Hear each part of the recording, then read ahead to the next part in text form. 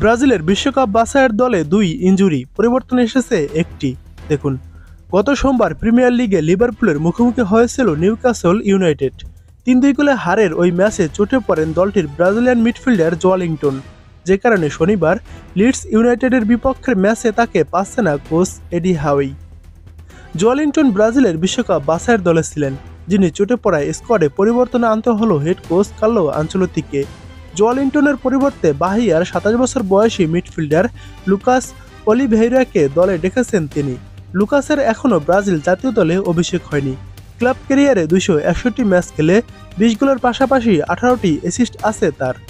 ব্রাজিলের বিশ্বকাপ বাছাইয়ের দলে থাকা আরও এক সদস্য ইনজুরিতে পড়েছেন, তিনি আলেক্সান্দ্রো। তিনি দল থেকে ছিটকে গেছেন। অফিসিয়াল সাইটে এক বিবৃতি দিয়ে ব্রাজিল বিষয়টি নিশ্চিত করেছে। জোয়ালিংটনের পরিবর্তে নতুন একজনকে দলে ঢোকালেও সান্দ্রোর বদলি হিসাবে নেওয়া হবে না। এবারের ফিফা উইন্ডোতে ব্রাজিল বিশ্বকাপ বাছাইয়ের 2টি ম্যাচ খেলবে, একটিতে প্রতিপক্ষ চিলি ও অন্যটিতে বলিভিয়া। মারাকানা স্টেডিয়ামে চিলির বিপক্ষে ম্যাচটি হবে 4 সেপ্টেম্বর এবং বলিভিয়ার বিপক্ষে ম্যাচটি হবে 9 তারিখ এল আল্ট্রোতে।